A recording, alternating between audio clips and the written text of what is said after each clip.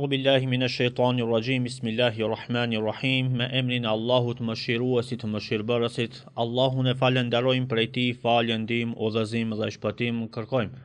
Dësa salavatet dhe selamet qofshin për edukatorin e njerëzimit, mëshirën për mbar botrat, selamet qofshin për familjen e tij të pastër, shokët e tij besnik dhe mbi gjithë ata që e ndjekin dhe do ta ndjekin rrugën e pejgamberit sallallahu ta'ala alaihi wasallam deri në ditën e Kiametit.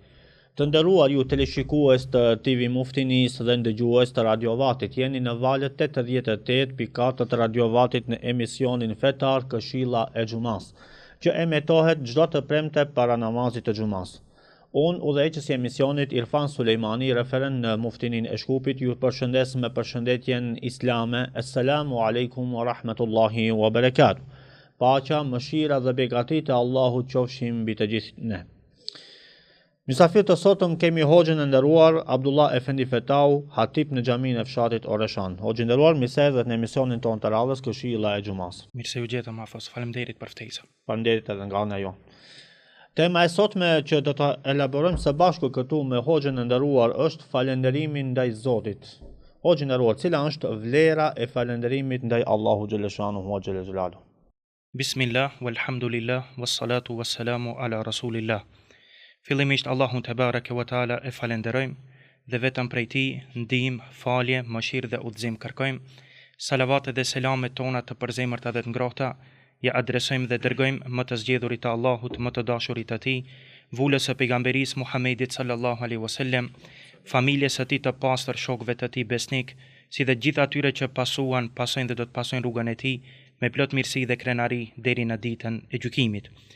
Duke pas parasysh faktin se begatit dhe dhuntit e Zotit ndaj nesh janë të shumta, ose siç qëndron tekstualisht në Kur'an, ato mirësi dhe dhunti janë të panumërta. Allahu fuqiplot thot: "Wa atakum min kulli ma sa'altumu", dhe Zoti ju dha gjithë atë që ju e kërkuat, gjithë atë që e kërkoi nevoja juaj.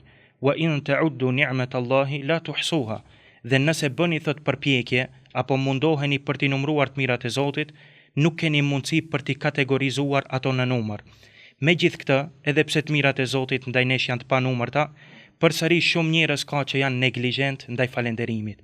Dhe Allahu një gjë të tillë e përmend edhe në librin e tij dhe thot: "Wa qalilum min ibadiy ash-shakur", dhe pak nga robërit e mi janë falënderues, pak nga robërit e mi janë mirënjohës. Sot fatkeqësisht punën më të vogël ose më të pak që e bën robi karshi Zotit është falënderimi. Ne për çdo ditë zgjohemi në mëngjes dhe i shijojmë të mirat e Zotit, i përdorim ato, mirë po nuk na shkon ndërmend themi elhamdulillah, ta falenderojmë Zotin për ato mirësi. Dikush na e bën një të mirë, një shërbim, ne gjatë gjithë jetës i jemi mirënjohës dhe falënderues. Po si është puna në raportin ton me Zotin, kur gjitha begatit që i gëzojmë dhe i posedojmë janë prej Allahut? Ai është dhuruesi këtyre begative dhe kur është hera e fundit kur kemi thënë: "O Allah, të falenderojmë për gjitha mirësitë që na i ke dhuruar." Zgjohemi në mëngjes, jemi të sigurt në shtëpinë tonë, e kemi shëndetin trupin ton, e kemi ushqimin për atë ditë, mirë pa themi elhamdulillah, ndërsa këto janë pasurit më të mëdha që mund t'i ketë njeriu.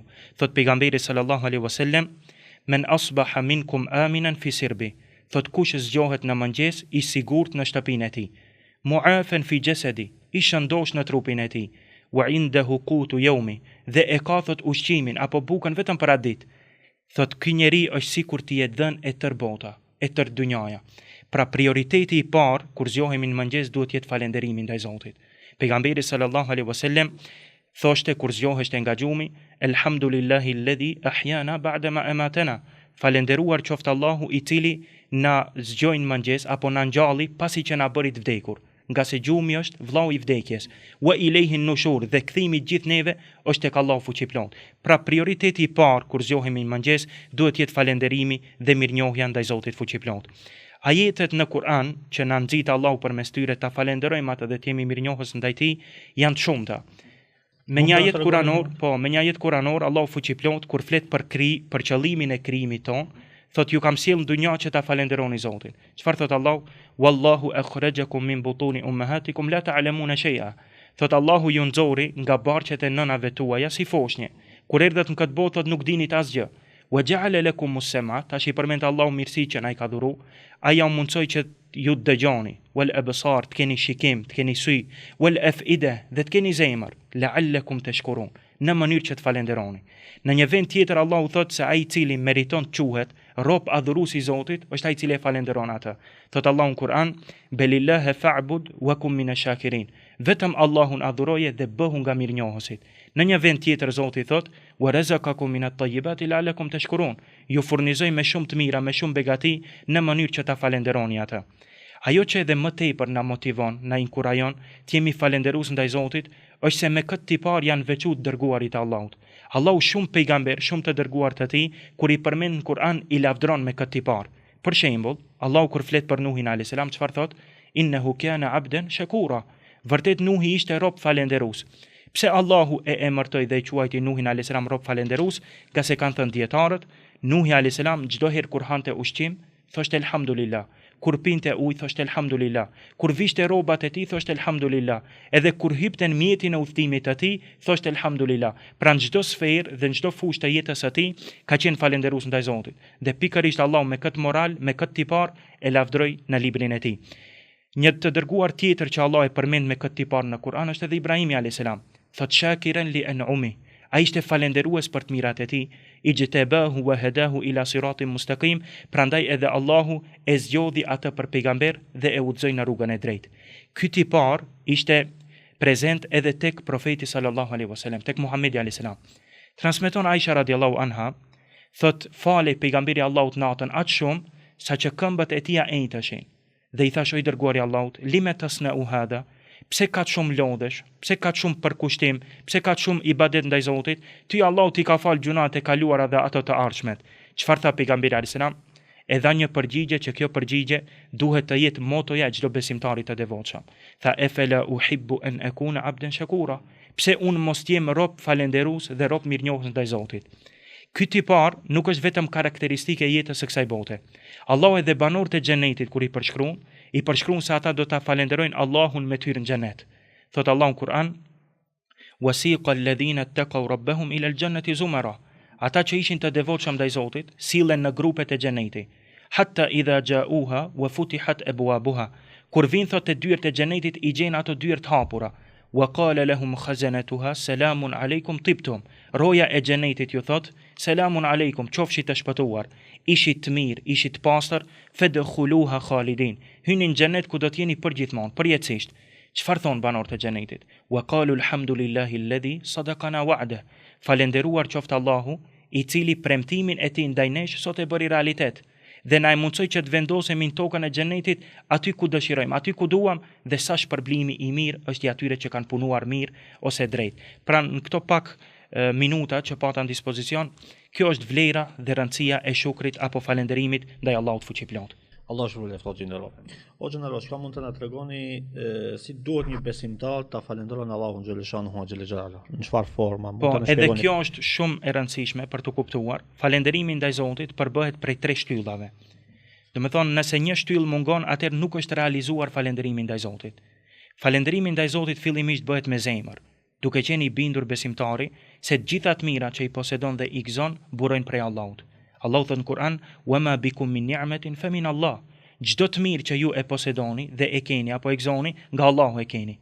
Kjo bindje tash që është krijuar në zemrat tona duhet shprehet përmes gjuhës. Dhe kjo është shtylla e dytë e falënderimit. Do të thonë falënderimi me gjuhë. Duhet themi elhamdulillah. Të gjitha falënderimet i takojnë Allahut. Dhe thot pejgamberi sallallahu alaihi wasallam: "Walhamdulillahi tamla'ul mizan." Fjala elhamdulillah e mbush peshorën e ditës së gjykimit. Nëse dëshiron që peshorja e veprave tua të mira të anon në atë ditë, atëherë shpeshtoje thënien elhamdulillah. Prandaj edhe tha pejgamberi sallallahu alaihi wasallam se Allahu është i kënaqur me robën e tij, i cili kur han diçka e falenderon Allahun për atë mirësi, pra thot elhamdulillah. Ose kur pin diçka, thot elhamdulillah, e falenderon Allahun për atë mirësi. Pra falënderimi ndaj Zotit duhet shprehet edhe përmes gjuhës. Tregohet një rast, Omeri radiallahu an, herët mëngjes e kishte taku një njeri dhe kishte pyetur, si e zgjuar? Ai tha, mirë o prijesi besimtarve. Omeri ja përsëriti pyetjen për herën e dytë, tha, si e zgjuar? Tha, mirë o prijesi besimtarve. Për herën e tretë kur i tha, si e zgjuar? Ai tha, elhamdulillah. Falenderuar qoftë Allahu mirë, tha, këtë deshta ta ndëgjoj prej teje. Pra Omeri radiallahu an ka desh që të nxjerr qoftë edhe një fjalë falënderimi ndaj Zotit nga gojat e njerëzve. Pra kjo shtylla e dytë, falënderimi me gjuhë. Dhe shtylla e tretë është falënderimi me gjymtyr. Pra gjitha të mirat që Zoti na i ka dhuru, ti përdorim për në bindje ndaj tij, për të arrit kënaqësinë e tij. Për shembull, nëse Allahu na ka begatuar me begatinë e gjuhës, përmes së cilës ne flasim, shprehemi, komunikojmë, atëherë nuk duhet që ne përmes kësaj begatie t'i bëjmë mëkat Zotit. Të përgojojmë tjerët, të shpifim, të akuzojmë ose të flasim për tjerët keq. Besimtari duhet që këtë begati të Zotit ta shfrytëzon për mbindje ndaj Zotit, t'i bën dhikër Allahut, ta përmend Zotin, po edhe të flet fjalë të mira në raport me njerëzit, nga se Zoti tha waqulu linnasi husna, dhe njerëzve thuani fjalë të mira. Nëse Allahu të ka begatuar me begatinë e shikimit, mos me i kullot sy në haram, në të ndaluarën, por me pa vetëm gjërat me të cilat Allahu është i kënaqur. Nëse Allahu të ka begatuar me begatinë e duarve, me punu vetëm vepra të mira, me qenë rahat njerëzit e tjerë nga ne, do të thonë mos ndjen të shqetësuar nga duart e tona ose nga gjuha jon. Nëse Allahu të ka begatuar me begatinë e këmbëve përmes cilëve ti ec, atëherë duhet ecësh dhe të shkosh në vendet ku Allahu është i kënaqur, me shku në vendet ku përmendet Zoti, me shku në xhami, në mexhliset e dijes e kështu me radhë. Pra falënderimi me gjymtyr, mund të them se këtu shumica e njerëzve nuk janë falënderues. Pra me gjitha gjymtyrët e trupit ton, ta falenderojmë Allahun fuqiplot dhe ti përdorim këto gjymtyr për në bindje ndaj Zotit ose për të arritur kënaqësinë e tij. Cilët janë dobitë e falënderimit ndaj Allahu xhaleshanuhu xhalal. Pa dyshim se ai i cili e falenderon Zotin dhe është mirënjohës ndaj tij, ai përfiton shumë. Gjëja e parë që përfiton kënaqësinë e Zotit. Dhe kjo është edhe qëllimi i jetës tonë, që të arrijmë kënaqësinë e Zotit. Allahu te bareke ve teala thot në Kur'an: "Wa in tashkuru yardahu lakum." Nëse ju e falenderoni Zotin, ai do të jetë i kënaqur me ju. Pra gjëja e parë që përfitojmë është kënaqësia e Zotit.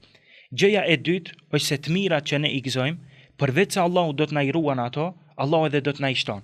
Nga se Allahu ka dhënë premtim në Kur'an dhe ka thënë: "La in shakartum la azidannakum."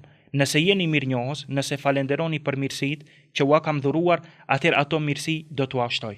Dhe dobia e tretë që dua ta ndaj me ju është se falenderimi ndaj Zotit të mbron nga ndëshkimi i Zotit.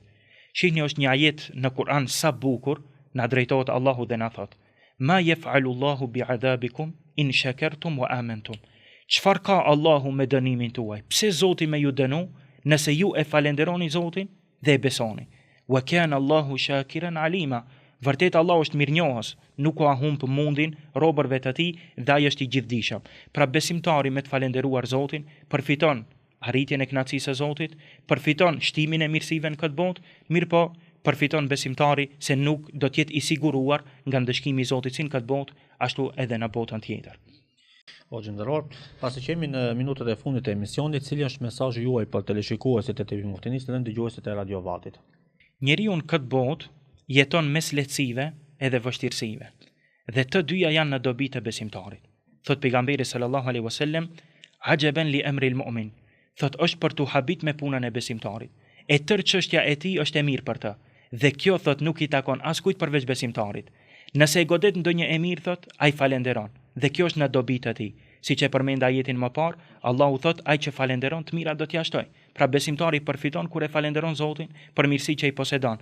Mirë po ndodh që njeriu të jeton vetëm lehtësi, apo patjetër me do e mos njeriu duhet ballafaqohet edhe me vështirësinë jetën e tij. Prandaj pejgamberi Allahut vazhdon dhe thot: "E kur njeriu e godasin sprovat ose fatkeqësit, sabër, thot ai duron, edhe durimi është në dobinë e tij." Nga sa Allahu thot në Kur'an: "Innama yuwaffa as-sabiruna ajrahum bighayri hisab." Durimtarve, sabërlive, ju takon shpërblimi i tyre pa mas. Pra të dyja janë dobit besimtarit. Këshilla ime është kur të na vinë të mirat e Zotit, ta falenderojmë Allahun për to, nga sa Allahu do të na i ruan ato të mira dhe do të na i shton. Ndërsa kur na vinë vështirësitë e jetës, ballafaqohemi me sprova në jetën tonë, atëherë të bëjmë durim, sepse edhe durimi është në dobin tonë. Allah është shpëleft o gjinëror për elaborimin e temës dhe shpresojmë që këshillat e juaja kanë qenë të dobishme për teleshikuesit e TV Muftinisë dhe dëgjuesit e Radio Vatit. Faleminderit për mundësinë e dhënë. Allahu ju shpërbleft. Të nderuar ju teleshikues të TV Muftinisë dhe dëgjues të Radio Vatit, këtu është fundi i këtij emisioni ku mysafir kishim hoxhën e nderuar Abdullah Fetau. Deri në emisionin e radhës minbeçit, Allahu na i pranon të gjitha lutjet dhe duat e kësaj dite të bekuara. Assalamu alaikum wa rahmatullahi wa barakatuh.